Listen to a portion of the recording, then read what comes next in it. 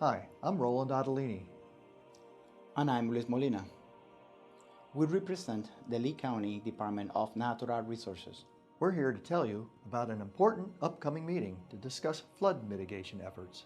The meeting is an opportunity for residents to understand our efforts to ensure a safer Lee County.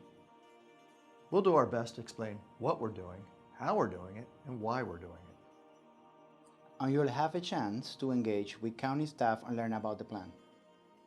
Please join us Tuesday, October 13th between 3 p.m. and 6 p.m. at Waxahachie Park. The address and how to make your reservation are on the screen. And if you cannot attend, be sure to check back with us at our website. We will post updates soon after the meeting. We're looking forward to seeing you there.